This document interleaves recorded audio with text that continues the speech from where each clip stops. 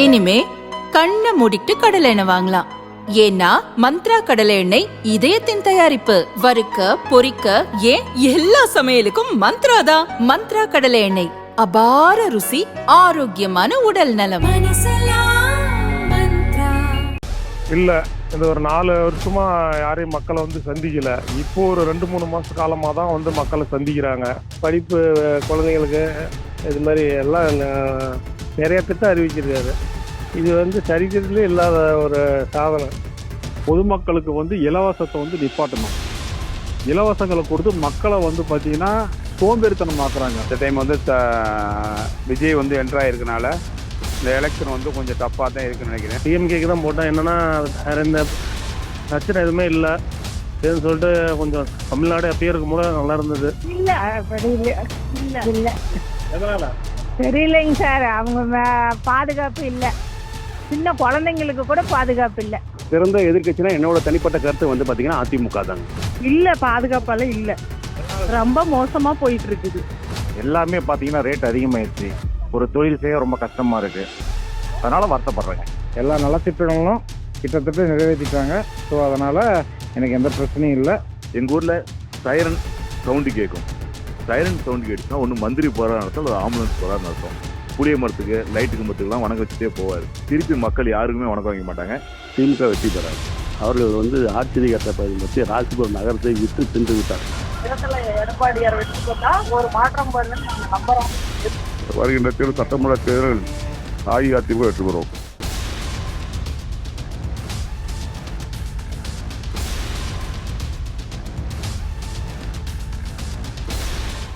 தினமலர் நேயர்களுக்கு அன்பு வணக்கம்.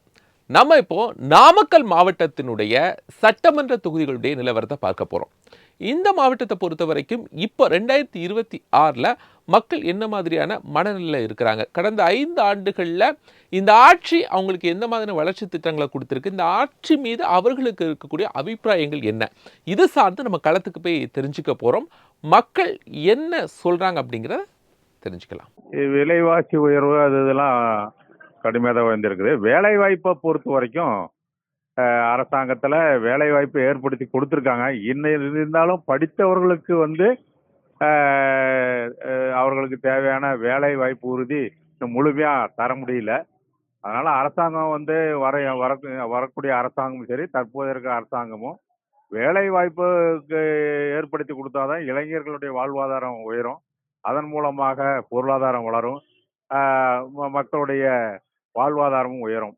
மந்திரிகள் மக்களை அணுகக்கூடியவர்களா இல்ல இந்த ஒரு 4 வருஷமா யாரையும் மக்களை சந்திக்கல. இப்போ ஒரு 2-3 மாச காலமா தான் மக்களை சந்திக்கிறாங்க. இதை முன்னாடியே செஞ்சிருந்தா மக்களுக்கு என்ன குறைய இருக்குதுன்னு கேட்டு எல்லாமே செஞ்சிருக்கலாம். இப்போ தேர்தல் வர்றது அதை முன்னிட்டு இப்போ மக்களெல்லாம் சந்திச்சு இப்போ ஊரா சுத்திக்கிட்டு இருக்கிறாங்க. இது முன்னாடியே செஞ்சிருந்தா மக்கள் குறையெல்லாம் தீர்த்து இருக்கலாம். ஆனா அதெல்லாம் அவங்க செய்யல. இப்போ தேர்தலுக்காக இவங்க இப்போ இதெல்லாம் பண்ணிக்கிட்டு இருக்காங்க. அது முறையில்லை. அது முன்னாடியே 4 வருஷத்துக்கு முன்னாடியே இதெல்லாம் பார்த்து இப்போ நல்லது பண்ணியிருக்கணும். இப்போ அவங்களுக்கு எலெக்ஷன் அவங்க ஜெயிக்கணுங்கிறதுக்காக ஒரு காரணத்துக்காக இப்போ மக்களை சந்திக்கிறாங்க. இல்லைன்னா கூட அவங்க இதெல்லாம் வரமாட்டாங்க. இதுதான் நடைமுறையாக நடந்துகிட்டு இருக்கு. பாட்டில் உங்களுக்கு பிடிச்சது பிடிக்காது எதுங்க? இப்போ தமிழ் புதல்வன் திட்டம், உங்களுடன் ஸ்டாலின், அப்புறம் இப்போ அந்த 5000 ரூபா பெண்களுக்கு அறிவிச்சது, மாதம் மாதம் பெண்களுக்கு உதவித்தொகை, இலவச பெண்களுக்கு பஸ்ஸு, அது இல்லாமல் படிப்பு குழந்தைங்களுக்கு இது மாதிரி எல்லாம் நிறைய திட்டம் அறிவிச்சிருக்காரு. இது சரித்திரத்திலே இல்லாத ஒரு சாதனை. அதெல்லாம் ஒன்றும் இல்லை. எதிர்பார்க்குறோன்னா தொழில் கொஞ்சம் இப்போ எங்கள் தொழிலெலாம் கொஞ்சம் இதாக இருக்குது. தொழில் கொஞ்சம் நல்லா டெவலப் பண்ணிவிட்டாருன்னா பரவாயில்ல. அதுக்கு ஏதாவது நிதி ஏதாவது ஒதுக்கணும். இந்த அரசு, வருங்கால அரசு எதுவாக இருந்தாலும் பொதுமக்களுக்கு இலவசத்தை நிப்பாட்டணும். இலவசங்களை கொடுத்து மக்களை பார்த்தீங்கன்னா சோம்பேறித்தனமாக்குறாங்க. உழைத்தால்தான் சோறு அப்படிங்கிற மாதிரி ஒரு செயல்பாட்டை கொண்டுட்டு வாங்க. இலவசங்கள் கொடுக்க வேண்டியதுதான் பாமர மக்களுக்கு, அதாவது ஏழை எளியோருக்கு இலவசங்கள் கண்டிப்பாக கொடுத்து ஆகணும். அது எல்லாருக்கும் போய் கொடுக்கணுங்கிற அவசியமும் கிடையாது. மேற்கொண்டு இந்த வரிகள் எல்லாம் வணிகர்களாக நாங்கெல்லாம் ரொம்ப பாதிச்சுட்டு இருக்கிறோம். வரிகள் வந்து பார்த்தீங்கன்னா குறைக்கணும். ஜிஎஸ்டி வரியில வந்து கலைஞர் பீரியட்ல தாலிக்கு தங்கம், வெள்ளி கொலுசு, அருணாக்குடி, மங்கள பொருட்களுக்கெல்லாம் வந்து வரி விலக்கு இருந்துச்சு. அந்த மாதிரி வந்து இன்னி ஒரு அரசு வந்து அடுத்து எந்த ஒரு அரசு வந்தாலும் இந்த மங்கள பொருட்கள் தாலி, லட்சுமி காசு, இந்த வெள்ளி அருணாக்குடி கொலுசுகளுக்கெல்லாம் வந்து பார்த்தீங்கன்னா வரி விலக்கு கொடுக்கணும். தொழிலாளர்களை காப்பாற்றணும். வெள்ளி கொலுசு உற்பத்தியாளர்களும் ரொம்ப நலிவடைஞ்சு இருக்கிறாங்க. இந்த மாதிரி தொழிலாளர்களை காப்பாற்றுங்க, எங்க வணிகத்தை காப்பாற்றணும். தேர்தலில் யார் வெற்றி பெறுவாங்கன்னு நினைக்கிறீங்க? இந்த தேர்தலை பொறுத்தவரையில் பார்த்தீங்கன்னா முதல்ல வந்து ஏடிஎம்கே டிஎம்கே இருந்தாங்க, கூட்டணி பலமாக இருந்தாங்க, 2 பேர் இருந்தாங்க. அதில் வந்து பார்த்தீங்கன்னா டிஎம்கே போன டைம் இது ஒன்ற மாதிரி பண்ண முடியாது. இந்த டைம் வந்து விஜய் வந்து என்ட்ராயிருக்கனால இந்த எலெக்ஷன் வந்து கொஞ்சம் டஃப்பாக தான் இருக்குன்னு நினைக்கிறேன். ஆனால் என்டிஏ கூட்டணியோட பலங்கள் வந்து கொஞ்சம் அதிக கூட்டணிகள் சேர்ந்துக்கிட்டு இருக்கு. இது இருக்கு மக்கள் மத்தியில் டிஎம்கேக்கு ரொம்ப கொஞ்சம் அதிருப்தி இருக்கிற மாதிரி தான் தெரியுது. மக்கள் மத்தியில் அதிருப்தி இருக்க மாதிரி தான் இருக்கு. நலத்திட்டங்கள் இதெல்லாம் அறிவிச்சாலுமே அதிருப்தி பார்க்க முடியுது, நமக்கு நல்லா பார்க்க முடியுது. எல்லா ஊர்லேயுமே இப்போ எங்கள் மாவட்டங்கள், எல்லா மாவட்டம் சுற்றுப்புற மாவட்டங்கள்லாம் பார்த்தா அதிருப்தியாக தான் இருக்கிறாங்க. அதனால என்டிஏ கூட்டணி கொஞ்சம் வர்றதுக்கு வாய்ப்பு நிறைய இருக்குது. டிஎம்கேக்கு தான் போட்டேன். என்னன்னா வேற எந்த பிரச்சனை எதுவுமே இல்லை சரின்னு சொல்லிட்டு கொஞ்சம் தமிழ்நாடு அப்பயே இருக்கும் போல நல்லா இருந்தது. அதனால வந்து பார்த்தீங்கன்னா இந்த டைமும் கொஞ்சம் நல்லா தான் இது வரைக்கும் போயிட்டு இருக்கு. அப்படியே கவுட்டுமே, ஒன்றும் வேற ஒன்றும் இல்லை. நாச்சில பெண்களுக்கு பாதுகாப்பு இருக்கான்னு நினைக்கிறீங்களா நீங்க? இல்ல அப்படி இல்ல இல்ல எதனால? தெரியலைங்க சார். அவங்க பாதுகாப்பு இல்ல. சின்ன குழந்தைங்களுக்கு கூட பாதுகாப்பு இல்ல. சொல்றீங்க ஒரு காரணம். எல்லாம் 10 வயசு பிள்ளைங்கள கூட கடத்திட்டு போறாங்க சார். சிறந்த எதிர்க்கட்சினா என்னோட தனிப்பட்ட கருத்து வந்து பார்த்தீங்கன்னா அதிமுக தாங்க. அதிமுக தான். எதனாலனா அவங்க கூட்டணியும் கொஞ்சம் என்டிஏ கூட்டணி, அவங்க கூட்டணியும் வலுவாக இருக்குது, ஆளுங்கட்சி கூட்டணியும் வலுவாக இருக்குது. இந்த தேர்தல் வந்து 2 பேர்த்துக்குமே கொஞ்சம் கடுமையாக தான் இருக்குன்னு நினைக்கிறேன். கொஞ்சம் இழுபறியாக கூட இருக்கலாம். என்னோட தனிப்பட்ட கருத்து அது, அவ்வளோதான். ஆனால் அதிமுக தான் இப்போதைய ஆளுங்கட்சிக்கு உண்டான எதிர் இருக்கிறது. அதிமுக தான் வரதுக்கு வாய்ப்பு இருக்குது. டிவிக்கு வந்து எனக்கு அது பண்ணி என்ன சொல்கிறேன்னே தெரில. அதுக்கு மேலே எனக்கு ஒரு நல்ல அபிப்பிராயமும் கிடையாது. அவங்ககிட்ட ஒரு கொள்கை கோட்பாடு எதுவுமே நிலையாக இருக்கிற மாதிரி எனக்கு ஒன்றும் தெரியல. அவங்க இப்போ தான் வந்திருக்கிறாங்க, பார்க்கலாம். அடுத்த 5 ஆண்டு கழிச்சு வேணால் அவங்கள பார்க்கலாம். இப்போ அவங்களுக்கு மேலே எனக்கு நல்ல அபிப்பிராயம் இல்லை. பெண்கள் பாதுகாப்பு நிலை எப்படி இருக்குது, நீங்க என்ன நினைக்கிறீங்க? இல்ல, பாதுகாப்பால இல்ல, ரொம்ப மோசமா போயிட்டு இருக்குது. எதனால சொல்றோம்னா சின்ன பிள்ளைங்களை கூட ஒரு தனியா அனுப்ப முடிய மாட்டேங்குது. அப்படிதான் இருக்குது நிலைமை. கண்டிப்பாக வருத்தப்படுறாங்க. என்ன காரணம்னு பார்த்தீங்கன்னா விலைவாசி உயர்வு எல்லாமே பார்த்தீங்கன்னா ரேட் அதிகமாயிருச்சு. ஒரு தொழில் செய்ய ரொம்ப கஷ்டமா இருக்கு. அதனால வருத்தப்படுறேங்க. நிறைய இருக்குங்க காரணம், சொன்னா சொல்லிக்கிட்டே போலாங்க. ஒவ்வொரு விஷயமும் சொல்லலாம். ஒரு ஒரு சின்ன ஒரு பொருள் வாங்குறதுனால பார்த்தீங்கன்னா ரொம்ப சிரமமா இருக்கு. அதே மாதிரி பார்த்தீங்கன்னா டிரான்ஸ்போர்ட் அதிகம், இபி பில் அதிகம், திட்டங்கள் பார்த்தீங்கன்னா தராரு. இருந்தாலும் எல்லா விஷயத்துலையுமே டிராபேக் இருக்கு.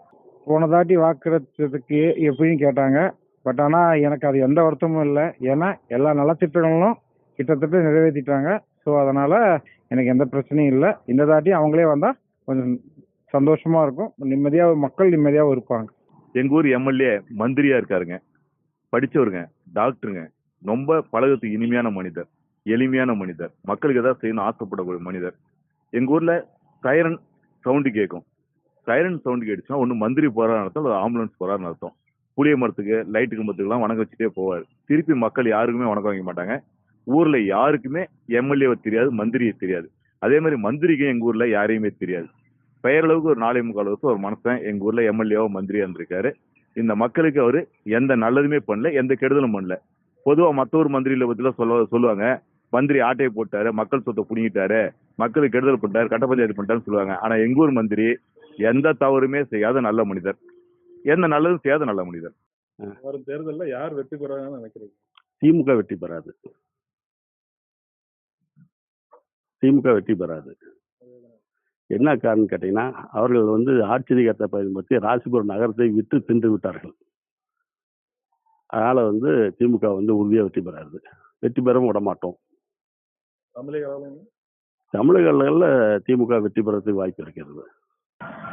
எடப்பாடியார் வெற்றி பெற்றா ஒரு மாற்றம் வருதுன்னு நாங்க நம்புறோம், எதிர்பார்க்கிறோம். எதனால? ஏன்னா விலைவாசி உயர்வு, கரண்ட் பில்லு, கேஸ் கொடுக்கலன்னு சொல்லல, எல்லாத்துக்குமே இதுக்கே போயிருது. அப்புறம் நாங்க என்ன பண்றோம்? இதுல எதுவுமே இன்கமிங் பண்ண முடியும். அவ்வளவுதான். வருகின்ற தேர்தல் சட்டமன்ற தேர்தல் அஇஅதிமுக வெற்றி பெறும். நம்ம எடப்பாடியார் கடந்த ஆட்சியில் வந்து சிறப்பான வந்து மாதம் வண்டிக்கு 27 பணம், தாலிக்கு தங்கம், இப்போ நல்ல நல்ல ஸ்கீம்லாம் கொடுத்துட்டாரு. இப்போ எல்லாமே இந்த ஸ்டாலின் அரசு வந்து நிறுத்திட்டாங்க. இப்போ ஒவ்வொரு இதுக்கு மாதம் 10,000 ரூபா தொகை தட்டு சொல்லியிருக்காரு. அப்படி இதெல்லாம் மக்கள் நல்ல வரவேற்பு பெற்றுள்ளது. கண்டிப்பாக வருகின்ற 2026 சட்டமன்றத்தில் எடப்பாடியார் மீண்டும் முதலமைச்சர் ஆவார். இப்போ வந்து கிட்டத்தட்ட 2-3 வருஷமாவே விலை உயர்வு கடுமையாக உயர்ந்திருக்குது. இந்த அத்தியாவசிய பொருள்கள், காய்கறி, மளிகை பொருள் அதெல்லாம் கடுமையாக உயர்ந்திருக்குது. இப்போ தங்கம் விலை எப்படி கடுமையாக உயர்ந்திருக்குது.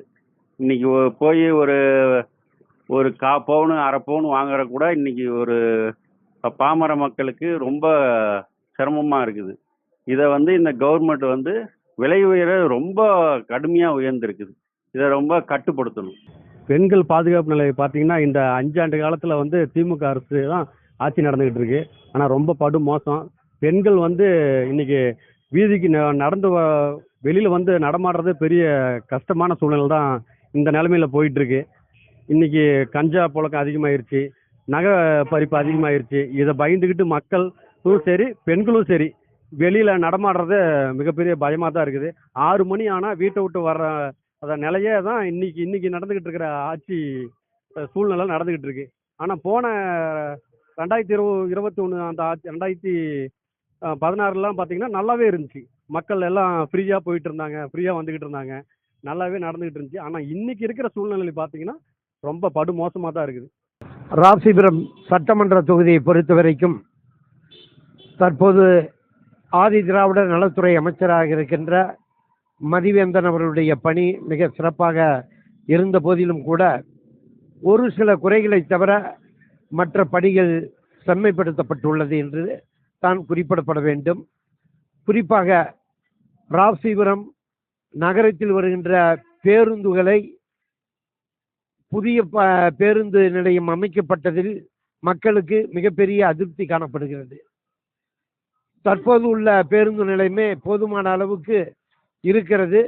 இதை இருபுறமும் உள்ள சாலைகளை விரிவாக்கம் செய்து ராசிபுரத்தில் சுற்றுவட்ட பாதை ரிங் ரோடு அமைத்திருந்தால் இந்த போக்குவரத்து நெரிசல் என்பது நிச்சயம் ஏற்பட்டிருக்காது. ரெண்டாவது, அவர் கொடுத்த வாக்குறுதிகள் பெரும்பாலும் நிறைவேற்றப்பட்டு இருந்தாலும் கூட மக்களுடைய அன்றாடும் எதிர்பார்ப்புகள் அதிக அளவில் இருக்கிறது. குறிப்பாக அரசு தலைமை மருத்துவமனையாக உயர்த்தப்பட்ட போதிலும் கூட மேஜர் ஆபரேஷன் என்று சொல்லக்கூடிய ஆபரேஷன்களுக்கெல்லாம் திடீர் என்று சேலம் நாமக்கலுக்கு தான் அனுப்புகிறார்கள். அது ராசிபுரம் மருத்துவமனையில் அது இல்லாமல் டாக்டர்கள் செய்ய மறுக்கிறார்கள். எந்த கேஸாக இருந்தாலும் உடனே நாமக்கல் சேலமே பரிந்துரைக்கிறார்கள். இது மாவட்ட தலைமை மருத்துவமனையாக இருந்து உயர்த்தப்பட்ட போதிலும் கூட ஏன் டாக்டர்கள் இங்கு முழு நேரமாக பணி அமர்த்தப்படவில்லை என்ற ஒரு கேள்வி எழுகிறது. அதே போல மக்களுடைய அன்றாடும் பிரச்சனை இந்த மார்க்கெட்டில் நெருக்கடி ஏற்படுகிறது. மார்க்கெட் சந்து அவற்றையிலையும் பொதுமக்கள் வந்து போகிற அளவுக்கு கடைவீதிகளில் போக்குவரத்து ஒழுங்குபடுத்துவதற்கான முறையான அறிவிப்புகள் இல்லை. பகல் நேரத்தில் கூட கனரக வாகனங்கள் அந்தந்த கடையில் ஒட்டி வாகனங்களை நிறுத்தி சென்று விடுகிறார்கள். இதனால் போக்குவரத்து நெருக்கடி ஏற்படுகிறது. சுற்று வட்டாரத்தை பொறுத்த வரைக்கும் கைத்தறி நெசவு, விவசாயிகள் என்று சொன்னால் மரவள்ளி கிழங்கு, வெங்காயம் போன்ற சாகுபடிகள் பிரசித்தி பெற்றவை. அவற்றை தனியார்கள் தான் அதிக அளவில் கொள்முதல் செய்கிறார்கள். அதற்கென்று விவசாய ஒழுங்குமுறை கூடம் அமைத்து அதன் மூலமாக விவசாயிகள் நேரடியாக கொள்முதல் செய்தால் விவசாயிகளுக்கு லாபம் கிடைக்கும். அவற்றையும் விட்டுவிட்டார்கள். ஆகவே ராசிபுரம் என்பது சட்டமன்ற தொகுதி என்பது விவசாய கூலி தொழிலாளர்கள், கைத்தறி நெசவாளர்கள் நிறைந்த பகுதி. இவருடைய வாழ்க்கை பொருளாதாரம் உயர்த்துவதற்கான தொழில் கடன் பெருமளவு கொடுக்கப்படவில்லை. குறிப்பாக பெண்களுக்கு மட்டும்தான் சுய உதவி குழுக்கள் என்ற முறையிலே கடன் கொடுக்கிறார்கள். ஆண்கள் தொழில் செய்வதற்கோ அவர்கள் சுயமாக வேலைவாய்ப்பை உருவாக்குவதற்கான நிதி உதவி அரசாங்கம் ஏற்பாடு செய்யப்படவில்லை. இது போன்ற பொதுவான குறைகள் ராசிபுரம் கோயில் நகரத்தை பொறுத்த வரைக்கும் திருப்பணிகள் செம்மையாக நடைபெற்று பக்தர்கள் வெளியூரிலிருந்து அன்றாட வருகிறார்கள். அவர்கள் கோயில் பணிகளில் 12 மணிக்கு மேல் கோயில் சாலை மூடப்பட்ட பிறகு ஒரு பொதுவான இடத்தில் தங்குவதற்கான பூங்காக்களோ அதற்கான வசதிகளோ ஏற்படுத்துவது இல்லை.